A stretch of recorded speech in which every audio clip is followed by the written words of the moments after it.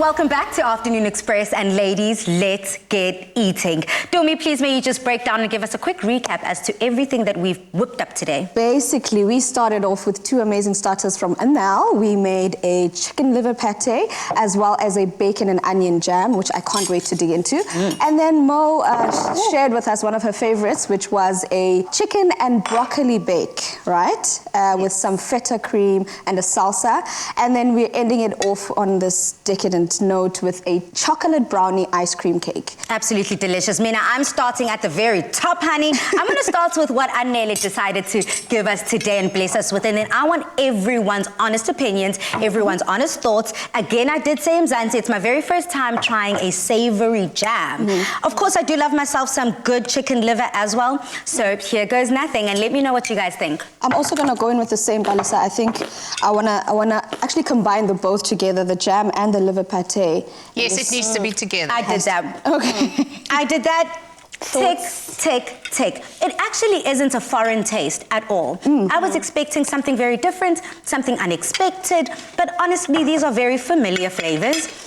It's just put together and prepared in a way that's very new to me. But honestly, Anele, I'm loving it. It's very delicious. But I love that's why you need like a crackery, like a base, like a crispiness, because this is so creamy and luxurious.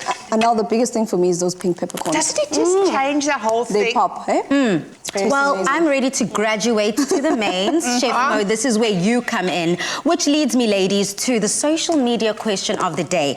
Now, as we do speak about this, we always have to handle it with care, because a lot of people do have very toxic relationships with food. And that brings me to my own relationship with food. I mean, very vulnerable moments, Mzansi. I haven't really always had the most healthy relationship with food, especially growing up. I don't know. There was just something about a full plate of food that I just always ran away from. So much so that growing up, I always used to be force-fed.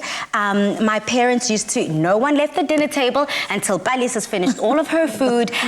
And then I'd, give it to my baby brother or my older brother, and they'd finish my food for me. But essentially, it took me quite long, and age also, and wisdom with age, that you know what? Food is not your enemy.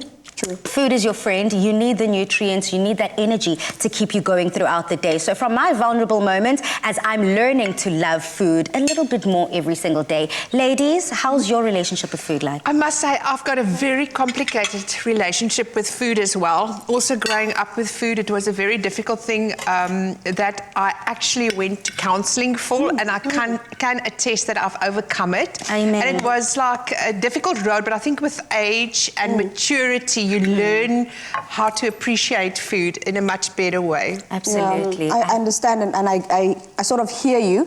Mine wasn't as hectic. It's just that I loved food, and it was bad for me because I couldn't stop.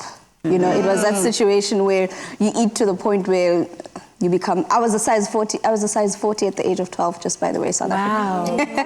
It was bad, but I think that's why I've come to where I am right now, where I have it's not a love-hate relationship anymore, it's a love-love relationship, because you need to know, good food is good for you, just need to know how to treat it well, and it'll treat you well. That's all I think. And it's interesting too, both of us ended up in the food world. We're both struggling with this thing with food, and I think a lot of women out there do struggle with food. Yeah. Because you learn from your mother, you must look after your family, you must cook, you must do this, so kudos to you, well done. So ladies, as we are sharing our stories, I mean, we're having very opposite experiences here with food. Anele and I were to run away, whereas Dumi would run towards. And Chef Mo, for yourself, how was your relationship with food like? I think I'm with you and Chef Anele on, I used to run away from food, because I think it was also, maybe our parents didn't understand that portion size mattered for us, and then they would force feed us only out of concern. So no judgment there.